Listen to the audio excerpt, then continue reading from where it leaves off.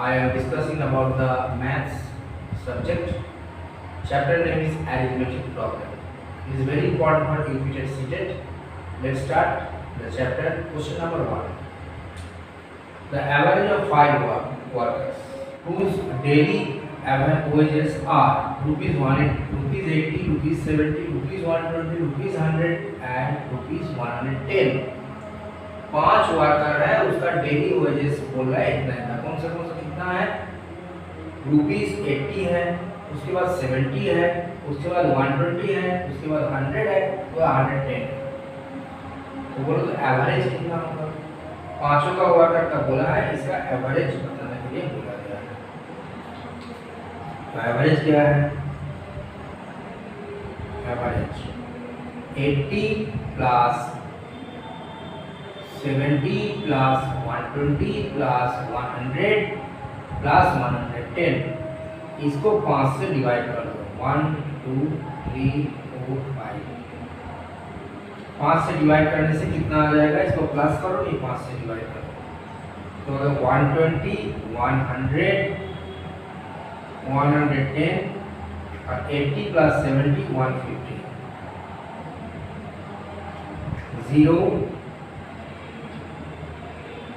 5 plus 1 6, 6 plus 2 8, 1 2 3 4, 1 2 3 4 480। तो कितना होगा? 480 बाई 5। तो डिवाइड करो तो कितना आ जाएगा? 480 बाई 5 को इसको मैं इरेज कर देता हूँ। 480 बाई 5 को डिवाइड कर दे रहा हूँ। 480 बाई 5 को डिवाइड करता हूँ। 5 9 45, 3 5 6 30। तो कितना हो जाएगा? ₹96। कितना हो जाएगा? ₹96। Question number 2. The average of 7 consecutive number is 20. The largest of these number, मतलब 7 consecutive नंबर का एवरेज है 20। तो सबसे बड़ा कौन सा नंबर है? लार्ज 7 कॉन्सेक्यूटिव नंबर का एवरेज है 20। तो सबसे बड़ा कौन सा है? तो देखो 7 × 20 तो क्या होगा ना, इसमें 7 नंबर का एवरेज कितना है? 20। तो टोटल कितना आ जाएगा? टोटल नंबर का टोटल जितना नंबर रहेगा उसका टोटल 7 × 20 = 140। अच्छा, कॉन्सेक्यूटिव नंबर मतलब लगातार नंबर, जैसे 2 3 4 5 6, इसको कहते हैं कॉन्सेक्यूटिव नंबर, मतलब लगातार, खाली एक गैप रहेगा। तो इसमें क्या है? इसमें हम लोग को लगेगा arithmetic progression, AP. Arithmetic progression में सम का एक फॉर्मूला आता है। क्या आता है? a = n/2 2a + n-1 × d। तो क्वेश्चन है s मतलब सम तो दिया ही हुआ है 140, नंबर का सम 140। a मतलब नंबर ऑफ टर्म्स, कितना नंबर है? 7। देखो लिखा है 7, 7/2।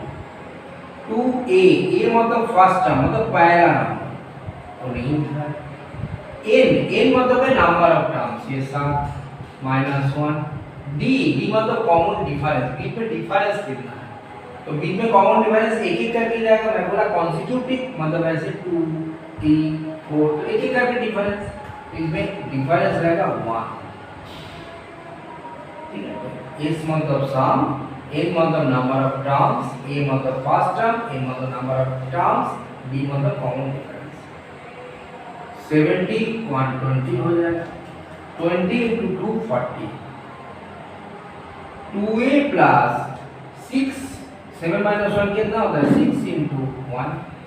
तो कितना हो जाएगा?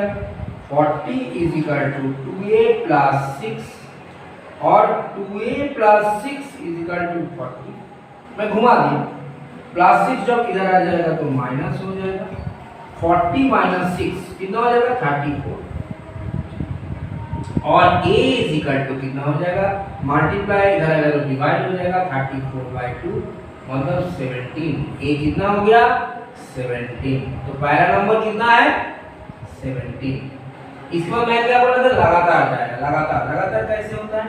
लगातार तो पहला नंबर हो गया 17, उसके बाद कॉन्जिक्यूटिव नंबर लगातार 18, उसके बाद 19, उसके बाद 20, उसके बाद 21, उसके बाद 22, उसके बाद 23, क्योंकि सात ही नंबर बोला गया है। देखो 1 2 3 4 5 6 7, तो सात ही नंबर बोला गया है, ये होगा 19।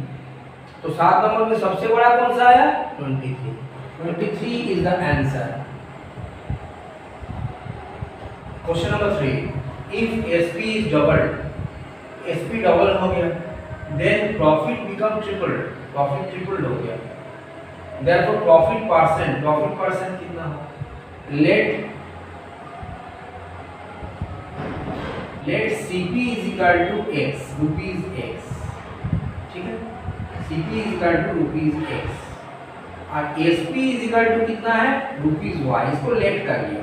तो हम लोग गेन व प्रॉफिट हम लोग जानते हैं, प्रॉफिट का फॉर्मूला SP माइनस CP मतलब y माइनस x, ये प्रॉफिट का फॉर्मूला। अभी प्रॉफिट क्या बोल रहा है? 3 गुना, प्रॉफिट क्या बोल रहा है? 3 गुना हो गया, ट्रिपल। तो 3P is equal to SP कितना गुना हो गया? 2 गुना हो गया, देखो डबल। तो 2y माइनस x और 3P, P का वैल्यू कितना दिया है? P का वैल्यू लिखा हुआ है, P का वैल्यू कितना है? y माइनस x, P का वैल्यू कितना लिखा है? y minus x। तो P के बदले में y माइनस x लिख दे रहा और 2y माइनस x तो पहले से, तो कितना हो जाएगा? 3y minus 3x is equal to 2y minus x और 3y प्लस 2y जब इधर आएगा माइनस 2y और 3y प्लस 2y जब इधर आएगा माइनस 2y हो जाएगा और माइनस x माइनस 3x जब आएगा इधर प्लस 3x हो जाएगा और y is equal to minus x plus 3x मतलब 2x।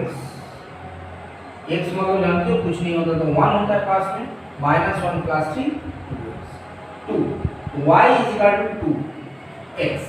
इसका मुझे प्रॉफिट परसेंटेज निकालने के लिए बोला, प्रॉफिट परसेंटेज मैं यहाँ लिख रहा हूँ P% is equal to profit percent कितना है? Profit by CP into 100, profit by CP into 100। Profit कितना है? y माइनस x, देखो प्रॉफिट का formula y minus x by cost price कितना है? x, कॉस्ट प्राइस कितना है? x into 100 is equal to y is equal to कितना दिया हुआ है? 2x, लिखिए निकल गया। तो 2x minus x by x into 100 मतलब हो जाएगा 1 लिख दो पास में, तो x बाय x इंटू 100, तो x कट जाएगा तो इज इक्वल टू 100। तो प्रॉफिट परसेंटेज कितना है? 100। This is the answer.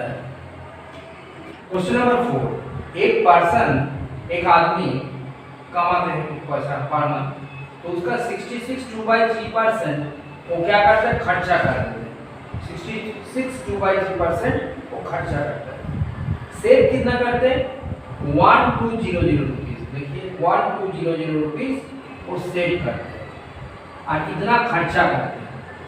तो बोलो तो कितना पैसा वो खर्चा करते हैं? मानी में बोलो, देखो परसेंटेज में बोला है खर्चा, पूछा गया मानी में वो कितना खर्चा करता है। सेव बोल दिया रुपीज में सेव बोल दिया। चलो देखते कैसे करना है। पहले हम लोग जानते टोटल इनकम हमेशा जब परसेंटेज में बोला जाता है 100 में बोला जाता है। कितना बोला जाता है? 100। तो इतना खर्चा करेंगे तो बाकी तो सेव कर देंगे ना। तो 100 सेव कितना में कर रहा है? सेव 100 माइनस 66 2/3, 100 माइनस जानती हो मल्टीप्लाई करके प्लस करने से इम्प्रॉपर फ्रैक्शन, इस फ्रैक्शन में है इसको इम्प्रॉपर फ्रैक्शन में लाना है। तो ये आ जाएगा 200/3 कर लेना, 66 को 3 से 198 प्लस 200 इज इक्वल टू 300, नीचे कुछ नहीं है तो सीधे डायरेक्ट मल्टीप्लाई करो, 100 into 3 300 माइनस 3 कट जाएगा 200 इज इक्वल टू 100/3। ये परसेंटेज में सेव किया, ये किस में सेव किया? परसेंटेज। लेकिन इसमें रुपीस में बोल दिया कितना सेव किया, कितना 1200। तो इसमें यूनिटरी मेथड में अप्लाई करूंगा। 100 बाय 3% मतलब कितना है रुपीस 1200, 1200। तो 1% का मतलब क्या हो जाएगा रुपीस 1200 इंटू ये पलट जाएगा 3500 हो जाएगा। और कितना परसेंट वो एक्सपेंस कर रहा है 200 बाई 3। कितना परसेंट एक्सपेंस कर रहा है, खर्चा कर रहा है 200 बाई 3। तो 200 बाई 3% तो कितना हो जाएगा rupees 1200 into 3/100 into 200 by 3। 0 0 0 0 cut जाएगा, 3 3 कट जाएगा।